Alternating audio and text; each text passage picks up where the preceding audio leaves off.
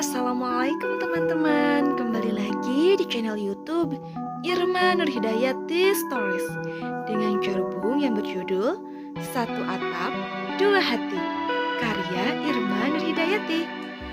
Dukung terus channel ini dengan cara like, subscribe, komen, dan share ya. Terima kasih.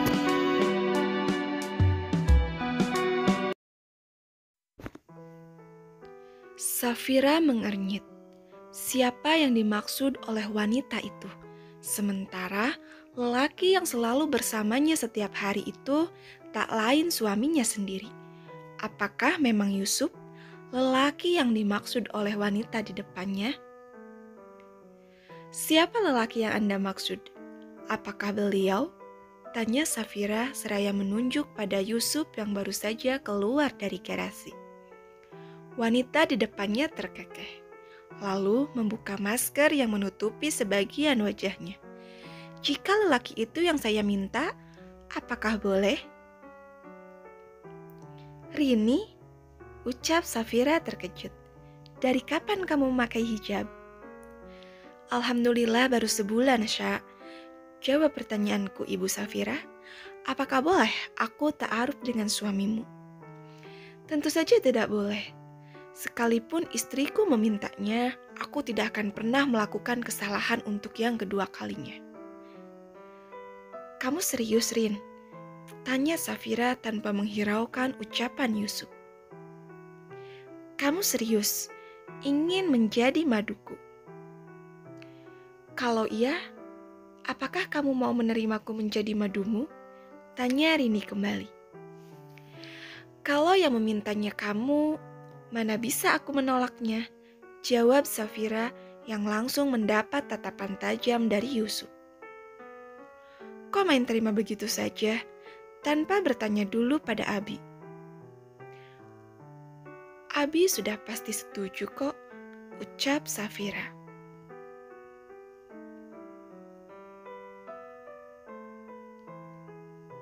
Tentu saja tidak. Cukup sekali rumah tangga kita berada di ambang kehancuran. Gegara kehadiran orang ketiga, tidak untuk kedua kalinya. Lagi pula, kamu tidak seharusnya seperti itu, Rin. Kalian sudah lama menjadi sahabat baik. Masa mau embat suami sahabatnya sendiri? Sahabat macam apa itu? Jangan muna, Pak Yusuf. Lelaki itu biasanya bahagia banget kalau diizinkan berpoligami. Apalagi dengan wanita secantik aku, balas Rini. Oh, istriku saja cantik bak bidadari tidak pernah memuji dirinya sendiri. Oh, kalau begitu berarti istrimu lemah, ujar Rini. Rini, aku tanya sekali lagi, apakah kamu serius? Kenapa Umi bertanya seperti itu sih? Kalaupun dia serius, Abi tidak mau menikah dengannya, titik. Ucap Yusuf seraya berlalu.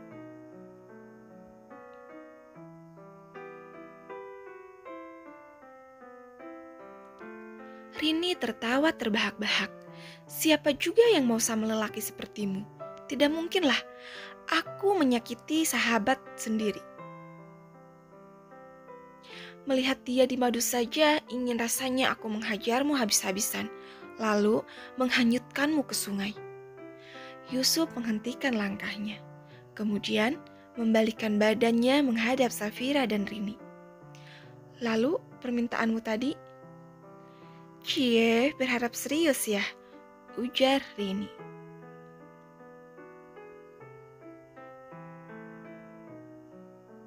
Enak saja, sudah kubilang, aku tidak ingin dan tidak akan pernah menorehkan luka untuk kedua kalinya pada bidadariku. Cukup sekali, aku menjadi suami yang gagal dalam membahagiakannya. Tumben, suamimu sok sweet banget. Jadi, kamu bohong, Rin? Rini terkekeh. Tentu saja aku bohong, Sa.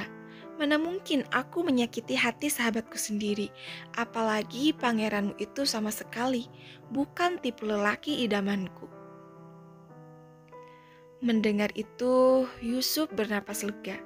Jujur, ia bukan salah tingkah atau baper dengan pernyataan Rini tadi.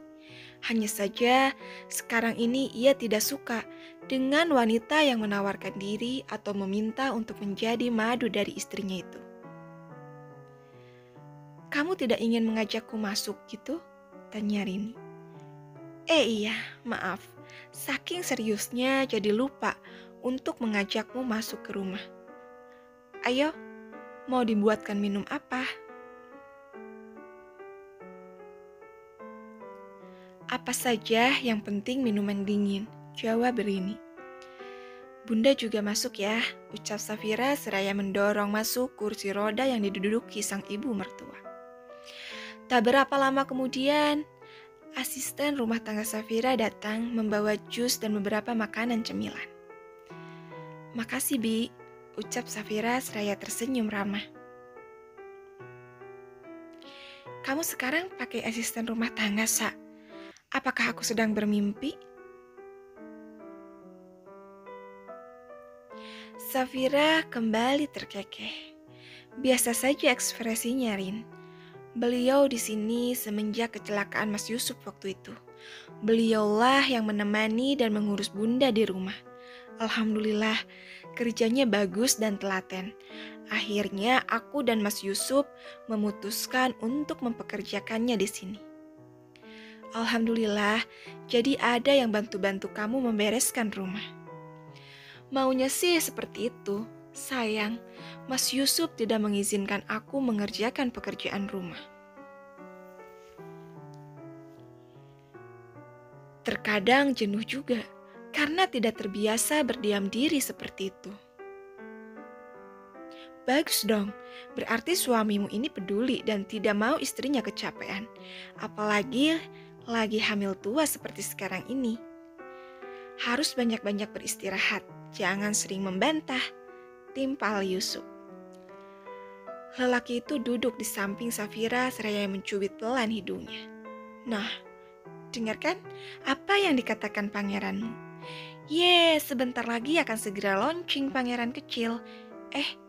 Tapi perkataanku di awal tadi serius. Aku ingin ta'aruf. Ta'aruf? Ucap Safira dan Yusuf serempak. Dasar jodoh, apa-apa serempak. Bagaimana dengan nasibku yang jokes?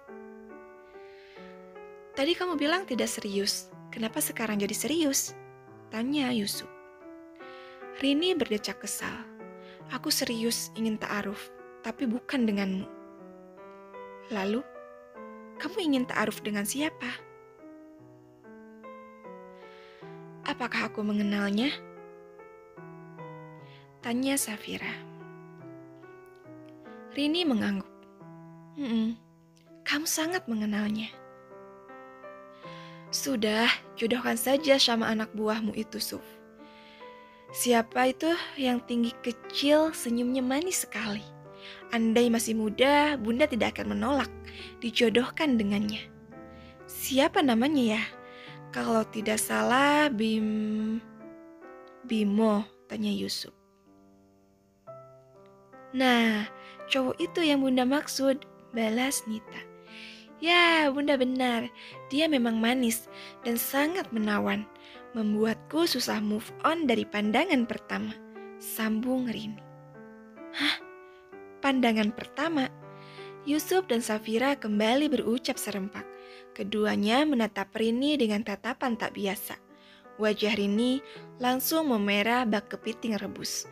Tatapan tajam dari Safira dan Yusuf berhasil membuatnya menjadi salah tingkah.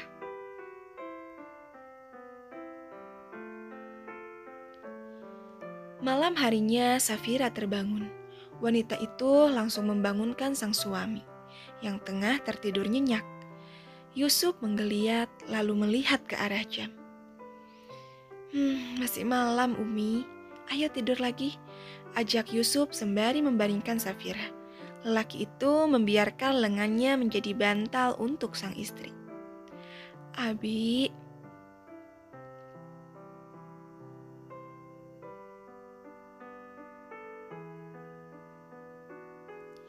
iya, Umi ngidam sesuatu. Umi ngidam apa? Bisakah ngidamnya ditunda sampai besok pagi? Safira menggeleng singkat. Tidak bisa, Bi. Umi maunya sekarang. Kalau tidak dituruti, nanti anaknya ngiler. Mendengar itu, Yusuf langsung mengusap wajahnya. Lelaki itu mengubah posisi tidurnya menjadi menyamping sehingga berhadapan langsung dengan Safira.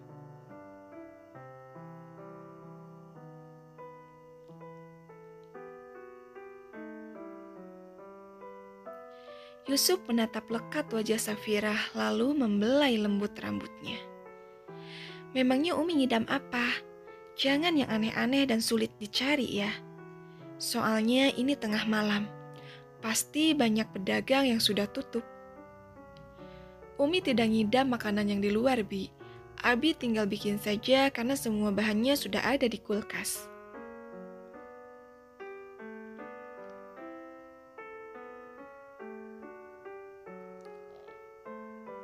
Sekarang katakan, Umi ingin Abi masakin apa?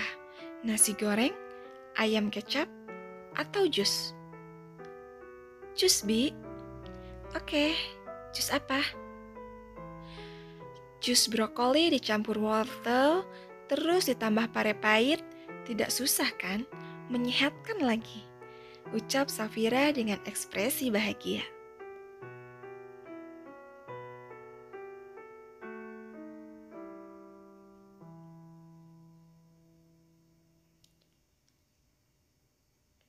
Yusuf mengernyit. Umi yakin akan meminum jus itu. Nanti kalau Umi mual gimana? Abi tidak tanggung jawab loh. Walaupun menyehatkan tetapi rasanya... Kan bukan Umi yang minum jus itu. Timpal Safira. Lalu, Safira tersenyum genit seraya memicingkan mata. Abi yang meminumnya dan harus sampai habis.